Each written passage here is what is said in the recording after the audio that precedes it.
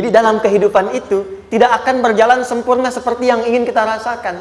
Selalu akan ada perbedaan pandangan.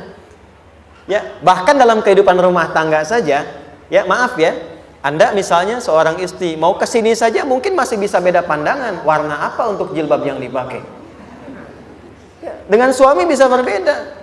Papa, bagus yang mana ya? Hijau atau kuning? Ah, kayaknya yang hijau deh gitu kan. Enggak, kayaknya kuning deh gitu kan. Masih mending ada dua pilihan. Begitu dipakai, pink. Bisa berbeda. Anak bisa berbeda. Jadi kesan pertama yang ingin dibangun bahwa dalam kehidupan sudah pasti akan ada keragaman pandangan. Dan yang kedua, yang tidak normal, keragaman pandangan itu boleh jadi melahirkan tindakan-tindakan yang kontraproduktif. Mungkin akan mendapatkan celaan. Allah dicela. Malaikat dicela.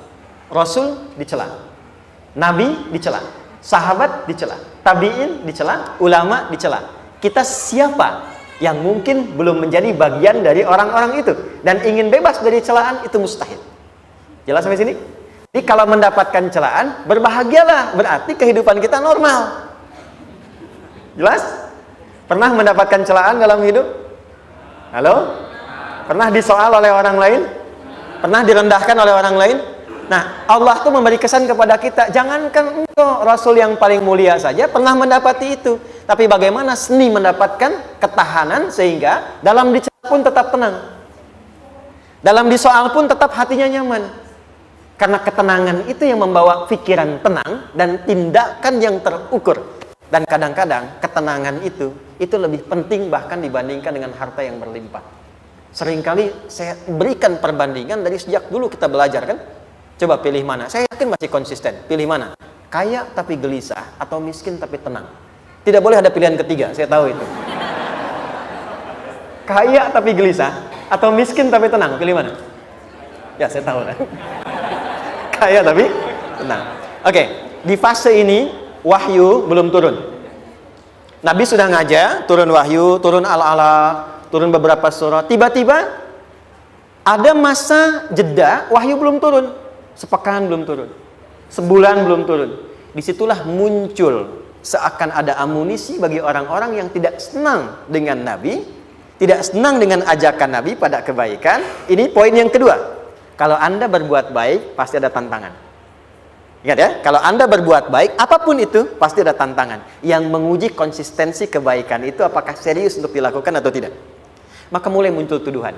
Lihatlah Muhammad dari ditinggalkan sama Tuhannya. Tuh Muhammad udah gila tuh, naik turun bukit, naik turun lagi, kayak orang bengong. Muhammad udah ada beban di pundaknya. Jangankan umatnya, Rasulnya saja yang mengklaim Rasul punya masalah katanya, ya kan? Dan ditinggalkan Tuhannya, kok masih mau ikut Muhammad? Maka dalam keadaan itulah kemudian ditunggu, naik turun, turunlah kemudian dua surah sekaligus, surah 93, surah 94, yaitu surah Ad-Duha dan Al-Insyirah.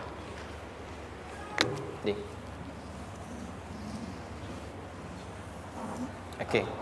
Ini materinya dahsyat ya. Penting sekali, saking pentingnya ini cepat habis tuh. Sekali lagi. Jazakallah khair. Ya, kelihatan ya. Baik, yuk pelan-pelan. Jadi turunnya surah Ad-Duha dan surah Al-Insyirah, hikmahnya satu atau fungsinya satu, memberikan petunjuk bagaimana mengatasi satu persoalan sesulit apapun, tapi masih dapat menghadapinya dengan keadaan yang tenang. Satu surah ini atau dua surah diturunkan untuk membimbing setiap hamba menuju kepada ketenangan hati.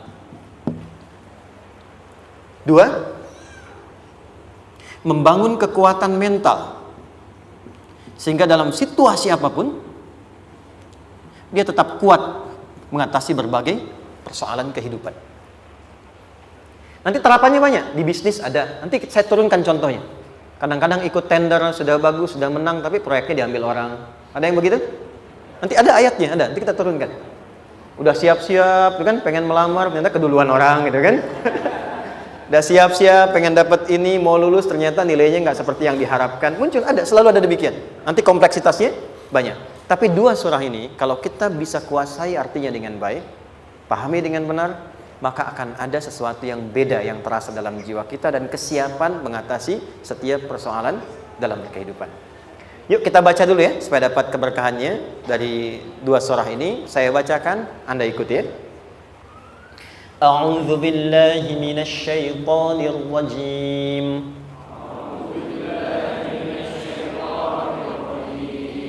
Bismillahirrahmanirrahim.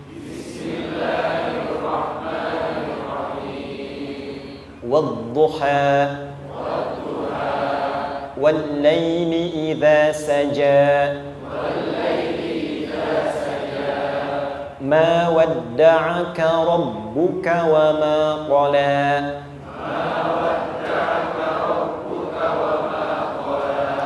ما ودعك ربك وما قلى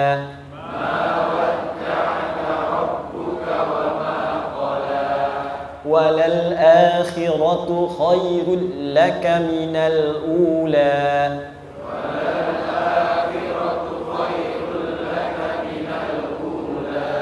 ولسوف يعطيك ربك فترضى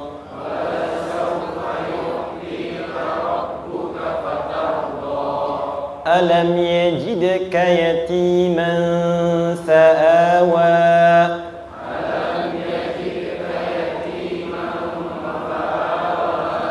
ووجدك ضالا فهدى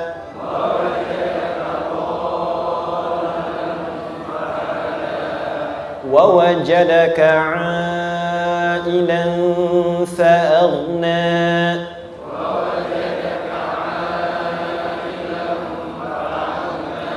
فأما اليتيم فلا تقهر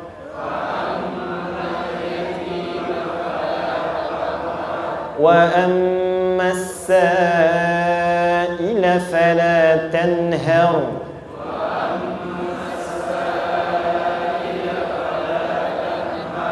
وأما بنعمة ربك فحدث.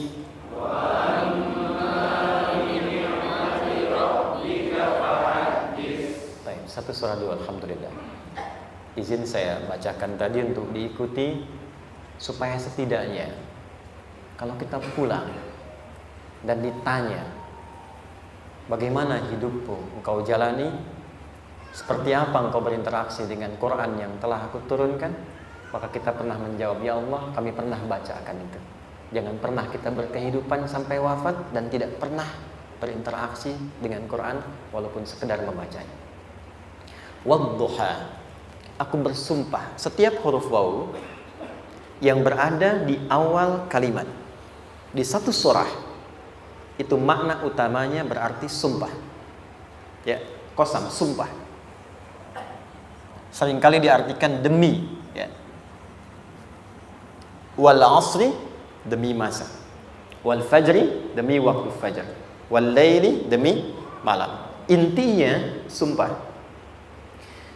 Sebentar, pelan-pelan. Kalau Allah menyampaikan sesuatu kepada kita, yakin tidak? Saya ulang, yakin tidak? Serius? Hah? Kalau yakin, kenapa tidak dilakukan? Ya, itu pertanyaan besar ya. Baik, kalau Allah menyampaikan, tidak bersumpah pun harusnya kita yakin. Tapi kalau Allah bersumpah dalam kaidah ilmu tafsir, berarti ada sesuatu yang sangat penting, yang saking pentingnya akan sangat dibutuhkan oleh setiap hamba, sehingga diminta setiap hamba itu fokus menyimak apa yang mau disampaikan. Bahkan saking pentingnya menyimak itu, Allah bersumpah. Jelas? Jadi kalau teman-teman menemukan di Quran ada ayat dibuka dengan sumpah, berarti ada kasih Allah yang tinggi yang akan disampaikan di ayat itu sampai meminta kita fokus untuk menyimaknya. Ad-duha, untuk memudahkan maknanya, teman-teman kalau waktu duha itu jam berapa ya? Oke, sebetulnya dimulai sejak matahari itu mulai naik, yang memantulkan ya atau menyinari cahayanya itu mulai terasa lembut. Ya, kalau misalnya kita ambil 1,5 jam setelah subuh. Sekarang subuh 4:30 lah, taruhlah 4:30 ya. 1,5 jam berarti jam 6 kan? Nah, itu awal duha tuh. Awal duha. Sampai ke pertengahan kurang lebih 9:30, jam 10. Akhir duha jam 11 sampai menjelang ke zuhur. Awal duhanya disebut dengan syuruk namanya. Syuruk. Jadi syuruk itu awal duha. Kalau sudah jam 6 ada cahaya matahari ya. Enak nggak ke tubuh kita itu? Nyaman nggak? Jam 8 enak nggak kalau berjemur ya? Jam 9 enak ya?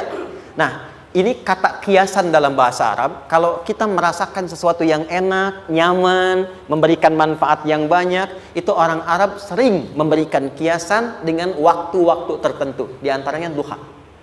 Jadi kalau kita menemukan kalimat duha, jangan langsung diartikan ke waktu duhanya.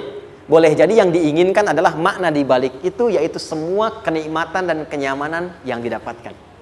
Cara mengartikan ini, wadduha, aku bersumpah, kata Allah, ya Muhammad, demi semua kenikmatan yang kau rasakan dalam hidup, seperti engkau merasakan kenikmatan cahaya duha itu.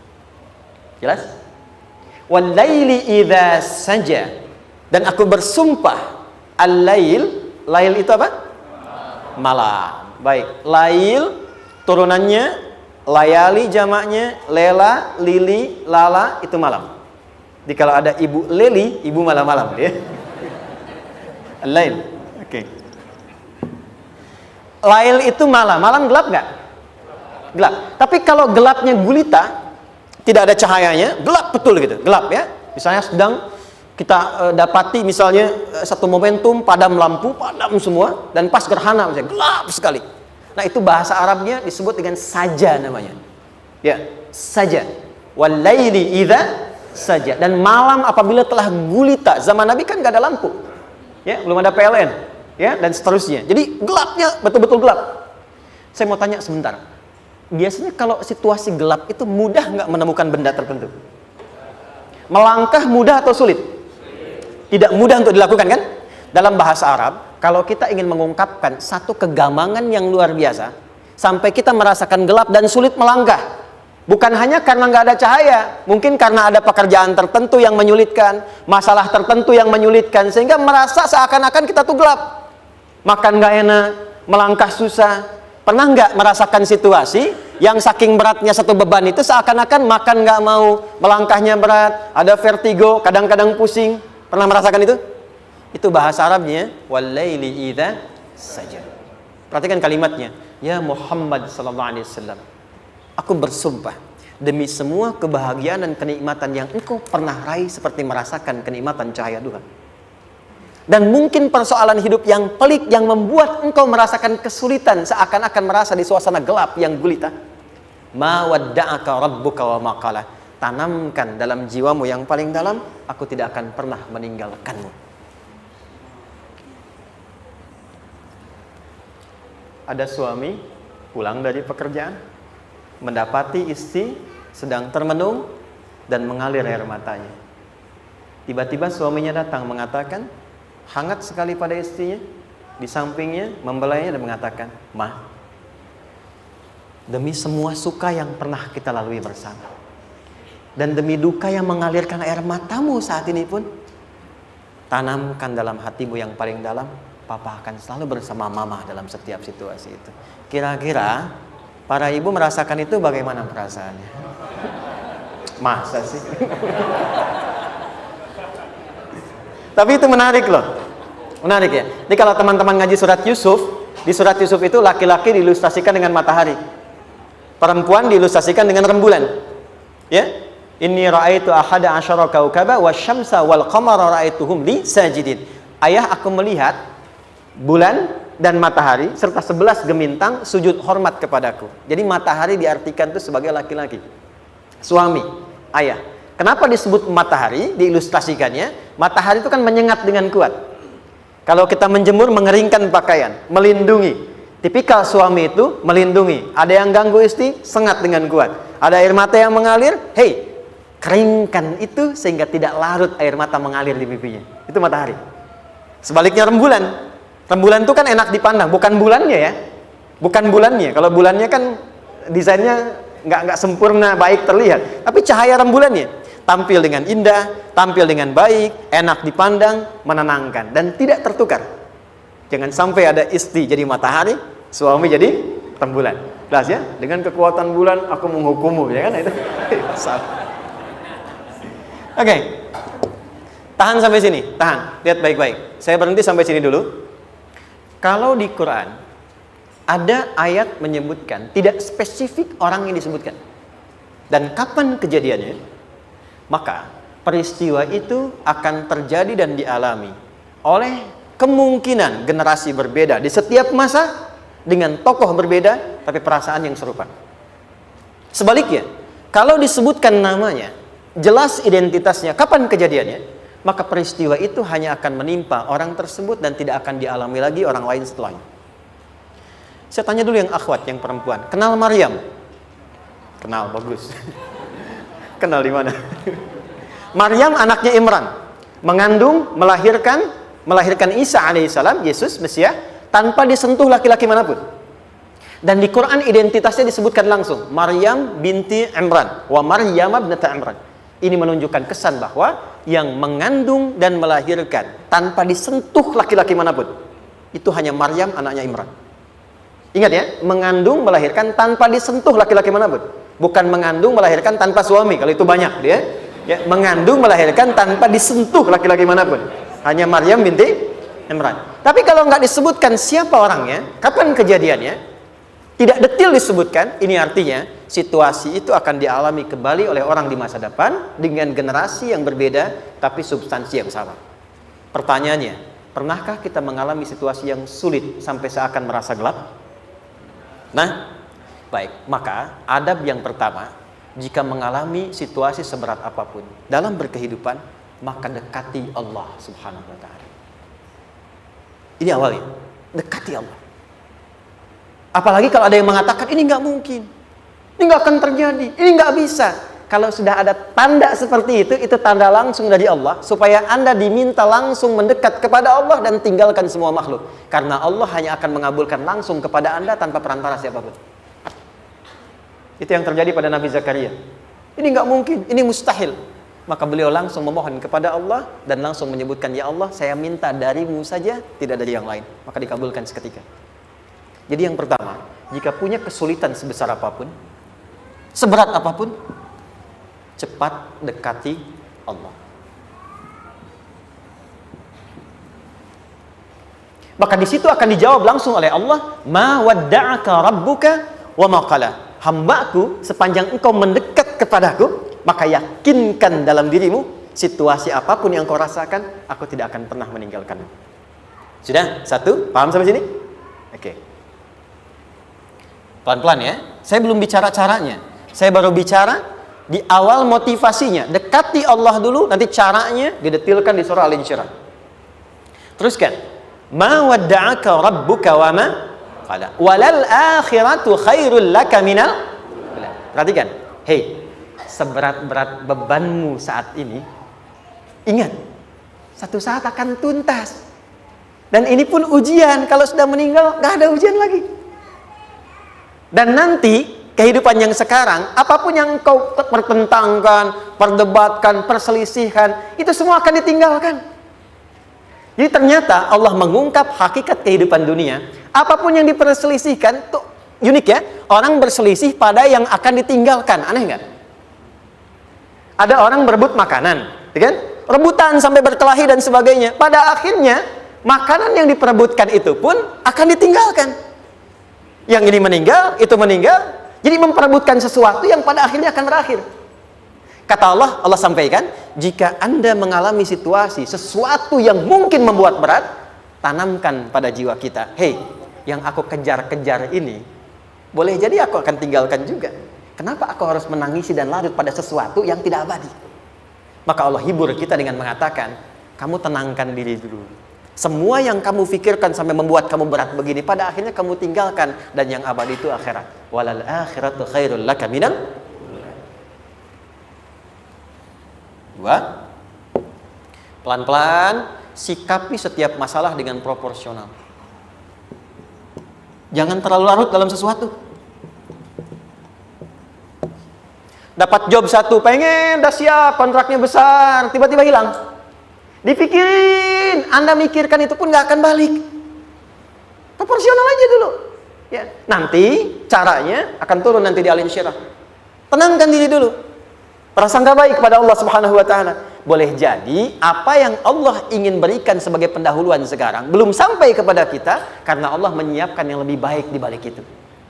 Kita belum tahu ada apa di balik itu sehingga kita tidak dapatkan itu. Sehingga kemudian Allah katakan walal akhiratu khairul laka minal ula. Teruskan wala saufa yu'tika rabbuka. Pelan-pelan. Orang yang punya sikap seperti ini itu cenderung lebih dekat mendapatkan ridha Allah dibandingkan dengan orang-orang yang larut dalam kesulitan. Orang yang move on dengan setiap persoalan dalam kehidupan, cepat berpikir secara proporsional, tidak menggantungkan hidupnya pada persoalan tertentu sehingga membuat dia menjadi beban, itu lebih mendekatkan dirinya kepada ridha Allah dibandingkan dengan orang yang meratapi persoalan hidupnya. Ya. Pelan-pelan. Jadi spiritnya, kalau punya masalah apapun, jangan dilarutin terus. Gak usah diratapi, cepat move on. Berpikir lagi, rencanakan lagi. Nanti, detailnya ada di Al Insyirah. Tapi poin besarnya, janji Allah mengatakan, kalau Anda bisa move on, proporsional, maka yang dijanjikan oleh Allah, di situ Allah percepat datangnya ridha Allah Subhanahu wa ta'ala. Kalau ridha Allah sudah datang, maka akan dua yang diberikan. Pertama kali, ketenangan di dalam jiwa. Dan yang kedua, kemampuan untuk berikhtiar lebih baik mencapai apa yang diinginkan. Satu, kalau ridha Allah sudah diberikan pada seorang hamba, yang pertama diberikan ketenangan dalam jiwa. Bukan dunianya dulu. Bukan apa yang Anda ingin harapkan dulu. Pengen sesuatu, ya, pengen materi, pengen kedudukan, pengen lulus anaknya ujian, ya kan? Tiba-tiba terjadi sesuatu, diratapin, alih-alih meratap, alih-alih membuat status, alih-alih menyulitkan diri, kata Allah, terima dulu proporsional. Setelah itu dekatkan diri kepada Allah, turun ridha Allah, begitu turun yang pertama diberikan ketenangan kepada hati. Tenang dulu.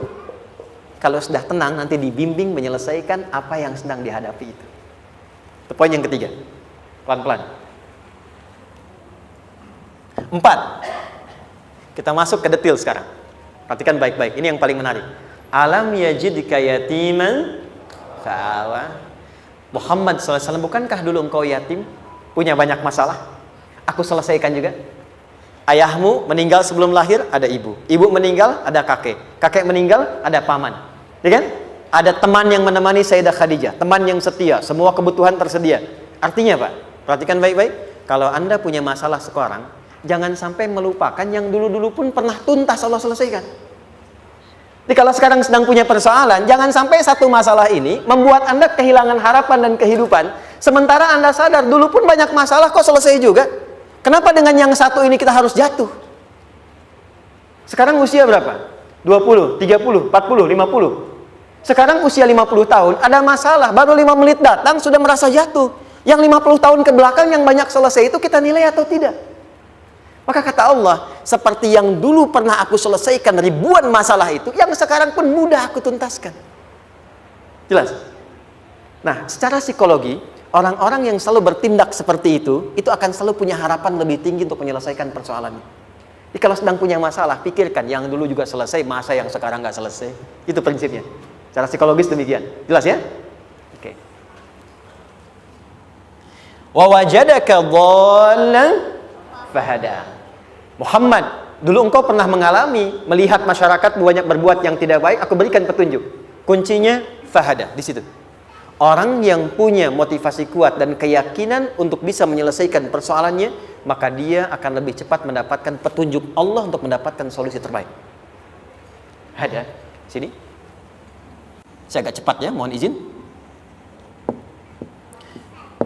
Wa wajadaka 'ailan fa'aghna. Bahkan, maaf, bukan sekedar selesai, kalau perlu saya bikin kaya, kata Allah. Aghna itu kalau ilmunya luas. Kalau harta, hartanya banyak. Kalau kedudukan, kedudukannya tinggi. Hei, engkau yang sedang mengejar kedudukan, aku tahan sebentar karena ada yang nggak bagus untukmu di sini. Tapi kalau kamu terima, aku angkat itu lebih daripada apa yang kamu harapkan. Kamu pengennya bintang 2, aku naikkan sampai bintang 4. Kalau perlu 5 sekalian. Hei, kamu yang in kampus di sini, aku tahan, bahasa kamu nggak lulus, kamu nangis, kamu mengadu, kamu datang pada orang tuamu. Orang tua mulai protes, mulai curhat macam-macam. Terima dulu. Mungkin di sini ada yang tidak baik seperti doa ibumu yang sering memohon, ya Allah, jangan sampai anakku berbuat yang salah. Jangan sampai terjebak narkoba. Jangan sampai terbawa tawuran. Di sini ada yang kurang tepat untukmu. Kalau kamu ridha, kamu terima, kamu proporsional, bahkan aku pindahkan ke kampus yang lebih baik yang tidak kamu bayangkan sebelumnya. Di orang-orang yang selalu menerima apa yang Allah ujikan dan ridha dengan itu, maka Allah akan angkat derajatnya bahkan melebihi ekspektasi dirinya. Paham? Kalau sudah seperti itu, maka lihat ujung ayatnya. Lihat ujung ayatnya. Fa'ammal yatima fala taqhar. Maka jangan pelit berbagi kepada orang lain. Share. Kalau sudah sukses, share. Berbagi, bukan hanya materi, bagi ilmunya, ya, bagi kebahagiaannya. Wa ammas sa'ila fala tanhar. Jangan sampai nunggu orang minta. Kalau lihat ada kawan yang butuh, sekarang Anda sukses. Tapi boleh jadi kesuksesan Anda itu tangganya dari teman-teman Anda. Kalau sudah teraih ke atas, lihat lagi anak tangganya ke bawah. Ajak teman, jangan ditunggu minta. Ajak, bawa dia, berikan peluang. Jangan sampai dia minta, apalagi Anda bentak-bentak. Aku kan yang dulu bantu kamu. Jangan sampai keluar kata-kata itu. Kamu bisa naik di atas karena aku kan yang dulu bantu kamu. Kamu bisa jadi pemeran utama karena aku yang rekomendasikan. Karena aku yang dorong kamu, misal. Jangan sampai keluar kata-kata itu. Apalagi langsung keluar, tidak. Ini karena ilmuku saja misalnya. Kalau itu bisa dilakukan dengan baik. Lihat ujungnya. Wa amma bi ni'mati rabbika fahaddits. Maka semua nikmat yang dirasakan akan mudah untuk diimplementasikan dan disyukuri. Jadi semua nikmat itu bukan cuma dirasakan. Jadi membagi semua nikmat itu adalah rasa terbaik untuk menikmatinya. Maaf ya, Anda kalau punya makanan, dimakan sendiri. Dengan dibagi sama-sama, kira-kira rasa nyamannya yang pertama atau yang kedua? Kedua. Makan sendiri, enaknya sendiri kan? Tapi ketika ada teman berbagi dan tahu, oh enak ya, nyaman ya, ada kebahagiaan, ada ngobrol, ada tertawa, ada kebersamaan, itulah inti nikmat yang sesungguhnya. Wa amma bi ni'mati rabbika. Ternyata masalah yang diberikan bukan ingin memberikan beban, tapi ujungnya, endingnya supaya Anda bisa mendapatkan nikmat berkualitas yang bisa dibagi. Lihat surat Ad-Duha itu jangan cuma lihat awalnya, lihat ujungnya. Ternyata ketika seseorang mendapat masalah seberat apapun, itu bukan ingin membebani, tapi ingin meningkatkan kualitas hidupnya supaya mendapatkan nikmat yang lebih besar dan merasakan nikmatnya itu dengan berbagi. Itu poinnya. Jadi kalau sampai sini kita paham dan kita beri nama misalnya dengan fikih ujian, jadi kalau desain ujian ini sistematikanya kita pahami, maka tidak ada alasan untuk mengeluhkan persoalan. Jadi melihat masalah itu bukan sebagai beban, pada akhirnya melihatnya sebagai tangga untuk mencapai kebahagiaan. Jelas sampai sini? Baik, kalau sudah seperti ini ingin punya masalah atau tidak ingin punya masalah? Tidak. Ingat ya, jadi kalau anak pulang bawa masalah, dilihatnya jangan beban. Oh, Allah ingin menaikkan kualitas pada anak saya, yang dengan itu menjadikan ia mendapatkan nikmat yang belum pernah didapati. Kalau rumah tangga sedang ada masalah, jangan banyak diperseterukan, tapi direnungkan sejenak. Oh, Allah ingin meningkatkan kualitas rumah tangga ini, sehingga kita bisa mendapatkan nikmat yang tidak pernah didapati sebelumnya. Makanya nikmat berumah tangga itu yang terbesar, selalu bertambah ketika menyelesaikan masalah. Silahkan cek. Kalau sedang ada masalah berseteru kan? Tapi setelah selesai kan jadi lebih nikmat ya? Ya? Lebih senang lagi, lebih cair lagi, lebih bahagia lagi, lebih mendukung lagi. Ternyata ada nilai-nilai kebaikan yang tersimpan yang belum disadari sepenuhnya. Pertanyaannya, kadang-kadang mudah diucapkan tapi tidak mudah mempraktekkan. Bagaimana itu semua bisa ditempuh dengan baik sehingga ketika mengalaminya kita bisa tenang menghadapinya. Maka turunlah surah Al-Insyirah. Saya cepat.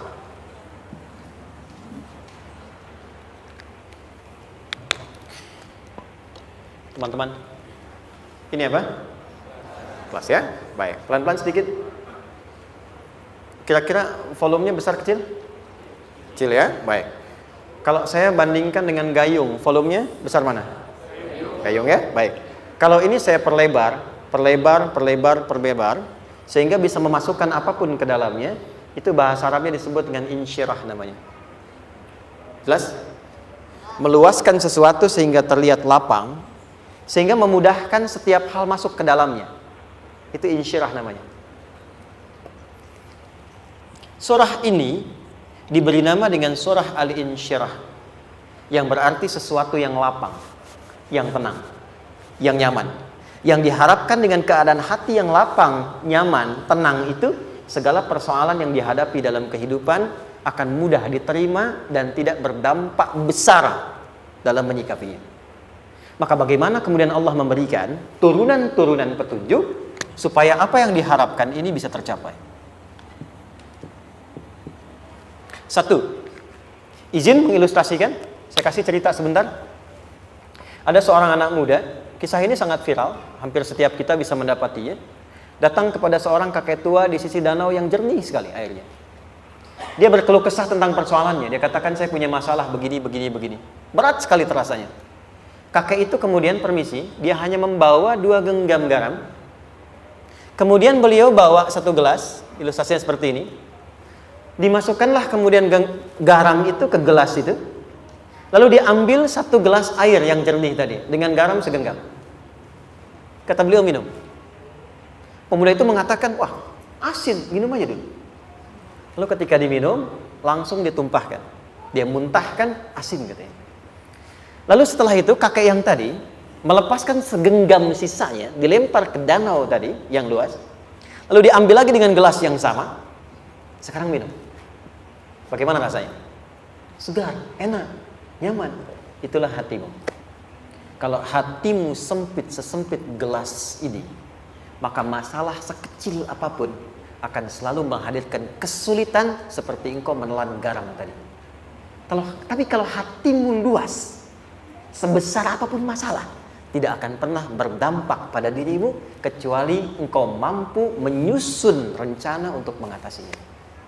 Kelapangan hati yang membuat diri kita mampu menerima persoalan apapun, itu yang disebut dengan insyirah. Makanya dulu tahun 90-an ada sinetron Hati Seluas Samudra gitu ya. Saya pernah tahu itu. Sama anaknya diapa-apain juga, masih aja ya menerima gitu. Dulu siapa ya? Jeremy Thomas dan lain-lain ya. Saya kira ada gitu. Ya, saya kira itu ya. Saya pernah lihat sejenak ya. Saya jarang-jarang nonton gitu. Pernah lihat aja. Saya senang riset. Jadi kalau riset itu ada riset dakwah, ada riset materi. Saya teman-teman yang musik gitu ya, saya tidak terlalu dekat dengan musik karena saya di Quran gitu. Tapi untuk mengetahui hukum musik itu bagaimana, saya riset. Sampai ke notasi saya tahu. C D F G A B C D F G D F G A B C D A B C D F G A F G A B C D E B C D E F G A B C D A B gitu kan ya? Ya, tapi kalau diminta piano, gitar, ini saya nggak bisa. Ya, tapi untuk menentukan hukum, nah kita bisa paham gitu. Misalnya boleh nggak baca Quran pakai langgam Jawa gitu kan? Nah hukumnya apa? Nanti dari teori itu muncul. Ya, paham ya? Nah, oke, balik sini. Perhatikan baik-baik. 1, saya agak cepat. Ini ditafsir langsung turun Al-Insyirah. Yang pertama, alam nashrah laka sadrak wa wada'na anka wizrak allazi qadha dhahrak. Tahan sampai sini dulu, 3 ayat. Saya mulai dari ayat kedua dan ketiga. Perhatikan baik-baik. Wa wada'na anka wizrak allazi anqadha dhahrak. Artinya apa? Artinya satu beban yang diletakkan di pundak yang berpengaruh kepada semua bagian tubuh. Kita pernah melakukan atau melihat yang angkat beban ya? Beban kan semakin berat diangkat, semakin terasa ke bagian tubuh ya, ke semuanya. Nah, itu namanya wizrak alladzi anqadha dhahrak. Beban yang dipikul yang berat sekali sampai semua merasa. Makanya jadi satu ungkapan dengan mengatakan dia sedang memikul beban yang sangat berat. Sampai kepalanya pusing, tidur nggak nyaman, miring kanan, miring kiri. Itu namanya ya alladzi anqadha dhahrak. 1. Saya percepat, akan ada satu masa dalam hidup setiap hamba merasakan satu persoalan yang seakan-akan beban berat yang dipikul sampai merasa kesulitan dari ujung kepala sampai ujung kaki. Siapapun itu. Jujur ya, setiap kita tanyakan pada diri sendiri. Setiap kita yang ada di sini, saya yakin pasti pernah atau bahkan akan mengalami satu peristiwa yang merasakan beban berat sampai seakan-akan ujung kepala sampai ujung kaki merasakan sakitnya. Ada yang sudah mengalami atau bahkan nanti akan ada yang melalui. Perhatikan baik-baik. Teruskan ayatnya. Wa rafa'na laka. Perhatikan. Kalau ada yang sedang merasakan itu, yakinlah kata Allah, pada saat itu sesungguhnya Allah sedang mengangkat derajatnya dan meningkatkan kualitas hidupnya untuk mencapai sesuatu yang istimewa yang belum pernah diraihnya. Dari sini kita buat persamaan. Ujian. Perhatikan. Berbanding lurus dengan harapan, banding lurus dengan solusi nanti pada akhirnya. Fokus. Lulus di sini, insya Allah setiap persoalan akan lebih mudah untuk diatasi. Ujian, seberat apapun yang sedang kita alami, tidak akan pernah diberikan kepada kita oleh Allah, kecuali ternyata hikmahnya untuk mengabulkan harapan-harapan besar yang sebetulnya kita mintakan. Jujur ya, setiap kita kan sering punya permohonan ya, sering berdoa ya. Ya Allah minta ini, minta itu, minta ini, minta itu, gitu kan? Nah, cara Allah mengabulkan harapan kita itu, yang pertama, jalurnya lewat ujian. Karena semua kesuksesan itu, desain dasarnya adalah melewati ujian. Coba, anak-anak kita yang sedang sekolah itu, apa mungkin diwisuda dengan penuh kebahagiaan kalau nggak mengalami ujian? Lewat ujian dulu kan? Dia belajar dulu, ujian dulu, ngatasin soal dulu, lulus, baru wisuda. Apakah mungkin akan dapat IPK 4 yang diharapkan kalau tidak mengalami ujian? Belajar dulu, ya kan? Ada waktu, sempat dia bangun malam, siang, dan seterusnya, belajar, keringat, dan sebagainya, baru bahagia kan? Dan ternyata belajar itu untuk diwisuda. Sebab kalau kita tidak belajar, mustahil dapat wisuda. Kalau tidak lewat ujian, mustahil dapat ijazah. Karena ternyata harapan itu, hukum dasarnya dalam berkehidupan, bisa diraih dengan melewati ujian. Ini poinnya. Jadi mohon, kalau sedang mengalami sebuah peristiwa, dan kita harus menghadapi itu, coba renungkan. Sebetulnya pernah berdoa apa sampai kita mengalami itu, sehingga dengan jalan itulah sebetulnya Allah ingin mengabulkan harapan yang dulu pernah kita mintakan. Jelas? Oke, satu. Yuk turunkan rumus ya pelan-pelan. Quran surah kedua ayat 286. Ini kesini dulu baru nanti kita balik lagi.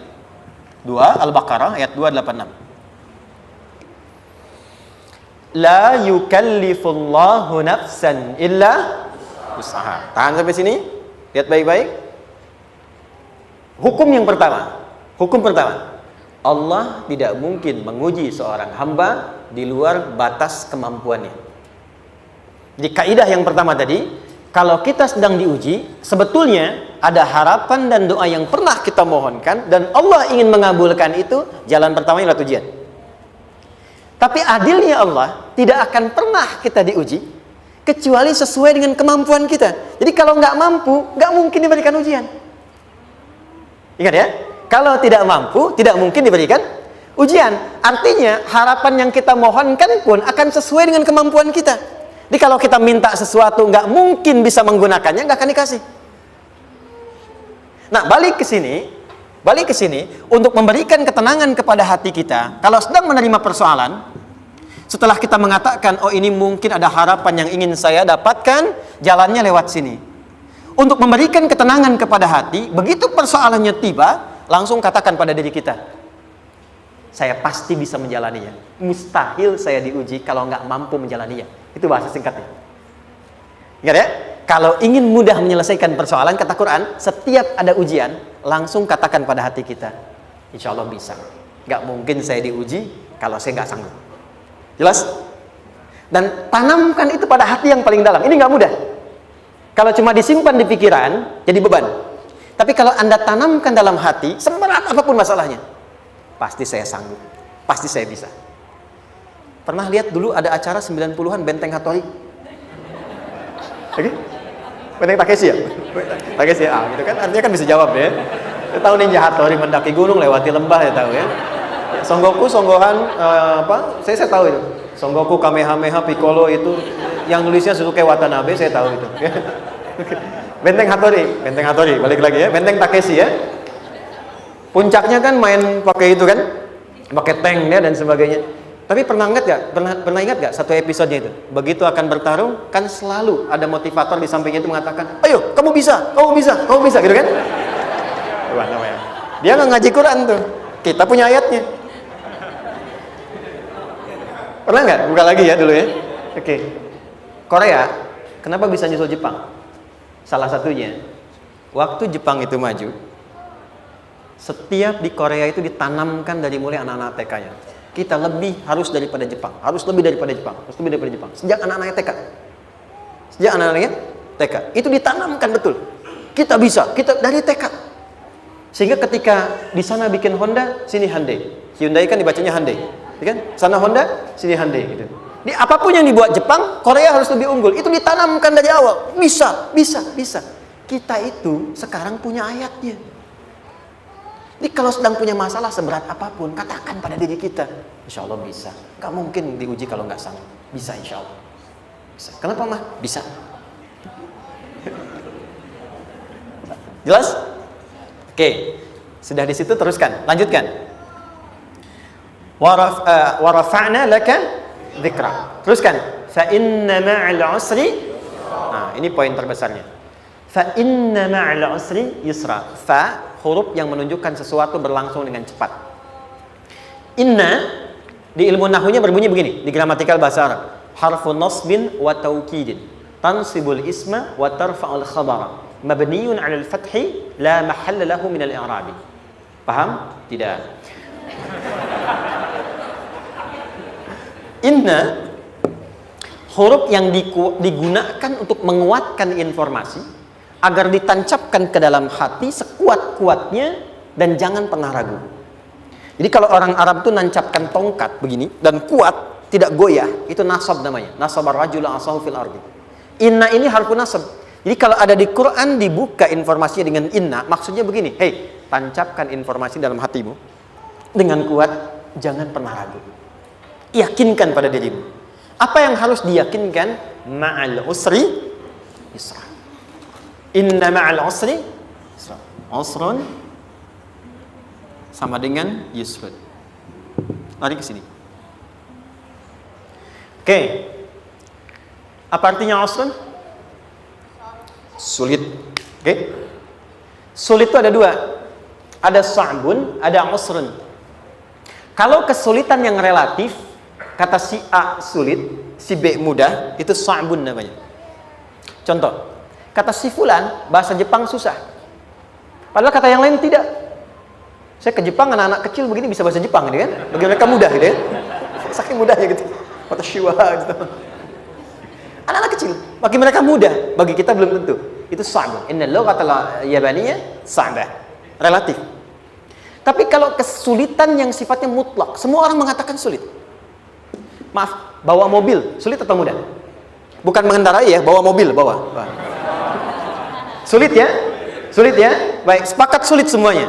Nah, itu dalam bahasa Arab dikenal dengan usrun. Kesulitan yang semua sepakat bahwa itu susah. Sulit, semua sepakat. Dan ketika ada orang bicara, aku sedang punya masalah begini. Semua mengatakan, wah itu nggak mudah, itu nggak mudah. Itu usrun namanya. Lawannya, kemudahan yang relatif disebut sahlun. Tapi kemudahan yang semua sepakat bahwa itu mudah, itu yusrun namanya. Mengangkat spidol, semua mengatakan mudah, ringan. Itu yusrun namanya. Perhatikan, Allah tidak memasangkan sa'bun dengan sahlun, tapi memasangkan usrun dengan yusrun. Orang-orang yang punya keyakinan kuat, setiap persoalan itu akan selesai. Dan dia mengatakan pada dirinya, aku bisa melewatinya. Maka, perhatikan kalimatnya kata Quran. Inna ma'al usri yusran. Sesulit apapun masalah yang sedang dia alami, maka Allah akan datangkan solusi semudah-mudahnya yang bisa dia nikmati.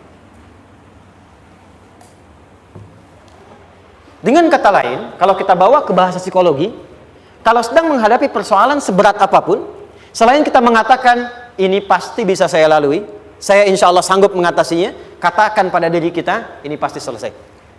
Pasti ada solusinya, pasti mudah. Katakan, walaupun memang solusinya belum datang, tapi tenangkan pada diri kita dengan mengatakan, inna ma'al usri yusra. Bahasa psikologinya, katakan pada diri kita, ini pasti selesai.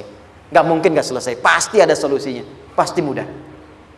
Itu lebih memberikan harapan pada diri kita untuk menuntaskan persoalan dibandingkan dengan meratapinya. Jelas? Teruskan. Fa inna ma'al usri. Kalau masih ragu kata Allah, katakan lagi sekali lagi. Sampai hati kita merasa nyaman. Jadi kalau sedang punya persoalan seberat apapun, tanamkan pada diri kita, pasti selesai. Belum nampak, insya Allah pasti selesai. Gak mungkin diuji kalau nggak ada solusi. Itu lebih memberikan harapan. Setelah itu, fa'idha faraghta, mitigasi masalahnya, mitigasi persoalannya. Tuliskan, ini masalahnya apa? Rumah tangga. Apa saja misalnya, dia ada suami, ada istri, ada anak-anak. Masalah ada di mana? Kadang-kadang benangnya jadi kusut karena satu-satu nggak segera diselesaikan. Maka kata Al-Quran, fa'idha faraghta, satu-satu mitigasi dulu. Satu masalah di sini, lihat di suami, lihat di istri. Kalau pekerjaan, masalahnya apa? Sebelum bercabang kemana-mana, petakan. Apakah rekanannya? Apakah relasinya? Apakah kemampuannya? Apakah manajerialnya? Apakah marketingnya? Mitigasi, kotaki semua, selesaikan satu-satu. Setelah itu, apa yang dilakukan? Wa ila rabbika, tawakal sepenuhnya kepada Allah untuk menentukan hasilnya. Tawakal itu yang paling mahal.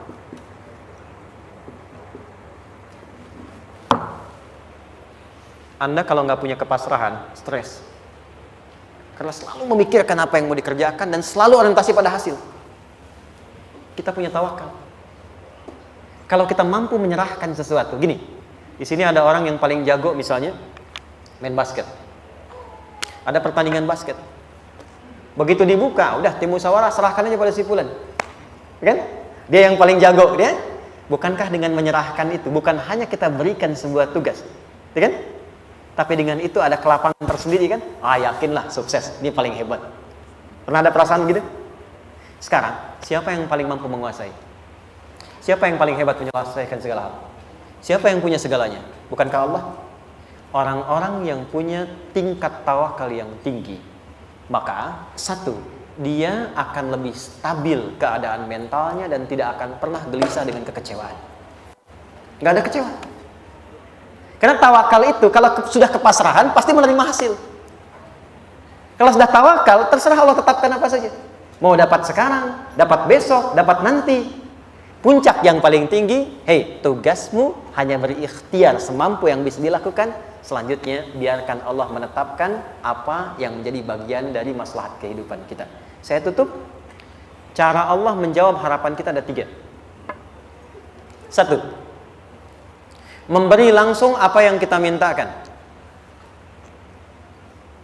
2. Menunda itu sampai kita siap menerimanya. 3. Mengganti apa yang kita inginkan dengan apa yang kita butuhkan. Saya ulang ya. 1. Memberi langsung apa yang kita mohonkan. Misal, ya Allah saya ingin A misalnya, anak saya pengen ke ITB. Tapi nggak mungkin tiba-tiba langsung masuk ITB kan? Pasti lewat ini dulu kan? Ada ujian dulu, ikut tes dan seterusnya diterima sesuai. 2, kadang menunda sesuatu sampai dia sanggup menjalaninya. Anda punya anak usia 5 tahun, pengen diberikan motor. Anda mampu untuk memberi motor, dikasih nggak? Tidak. Sampai dia sanggup mengendarai motor, baru Anda berikan. Terkadang ada yang kita minta sekarang, tidak didapati sekarang. Tapi ternyata tahun depan kita dapat. Kita harus sadar bahwa anugerah yang kita dapatkan tahun depan itu sebetulnya adalah hasil doa kita di tahun ini. Pernah dengar nggak kisah viral? Nabi itu berdoa baru dikabulkan setahun setengah. Setahun 6 bulan. Padahal itu Nabi loh. Kiblat pertama kita kemana? Palestina kan? Baitul Maqdis kan? Nabi berdoa, mohon terus nengok ke langit. Al-Baqarah 144, minta, jawabannya turun setelah setahun setengah, setahun 6 bulan. Ada yang mengatakan di tafsir setahun 8 bulan, baru dikabulkan setelah setahun setengah. Padahal kurang soleh apa Nabi? Nabinya siap, mungkin umatnya yang belum siap. Nabinya siap, tapi ada tantangan di masyarakat yang tidak mudah, yang mungkin bisa meruntuhkan dakwah, baru dikabulkan setahun setengah. Ketika semua umatnya sudah bisa siap menerima itu. Boleh jadi apa yang diminta orang tua sekarang terkabulnya mungkin belasan puluhan tahun pada anaknya yang nomor sekian. Tahu Imam Syafi'i? Imam Syafi'i itu kan nama aslinya Muhammad. Bapaknya Idris. Kakek yang ke atas, yang ketiga namanya Syafi'i. Kenapa disebut Imam Syafi'i? Dinisbatkan pada kakek yang ke atasnya. Ternyata kakeknya ini seorang ulama besar, saleh, memohon kepada Allah. Setiap di keturunannya ada yang bisa menggantikan lebih soleh, lebih baik lagi. Ternyata yang didapatkan bukan dari anaknya, tapi generasi keturunan yang kesekian. Anda belum sekarang bisa hafal Quran. Misalnya, Anda bermohon, berdoa, boleh jadi yang hafal, mungkin bukan di anak, bisa di cucu, bisa di bagian keluarga yang lain. Maka, terkadang tawakal itu tidak hanya memberikan hasil yang cepat, tapi memberikan keindahan yang terasa tertunda, tapi melengkapi kebahagiaan yang dirasakan. Penutupnya, boleh jadi minta ke ITB, diterimanya di Unpad. Minta motor, dapatnya mobil. Kalau itu senang, luar biasa. Minta mobil, dapatnya motor, gitu kan? Ternyata kadang-kadang di sini yang terakhir, saya tutup, Allah mengabulkan apa yang kita butuhkan, bukan apa yang kita inginkan. Anak Anda sakit, dibawa ke dokter, kata dokter jangan dulu makan jeruk. Maka Anda pulang, dia minta jeruk, Anda berikan apel. Saya nggak mau apel mah, saya pengennya jeruk. Nggak apa-apa nah, ini apel rasa jeruk misalnya kan? Anda berikan. Ternyata apa? Bukan ingin menyakiti dan tidak mengabulkan keinginan anak, tapi lebih memberikan apa yang dia butuh. Kadang-kadang maaf ya, teman-teman mintanya proyek A, udah capek, di situ nggak dapat, dapatnya di yang lain. Teman-teman, itu Allah berikan sebetulnya hasil ikhtiar Anda yang sebelumnya. Cuma dikasih yang lebih baik, yang tidak Anda pernah bayangkan maslahat.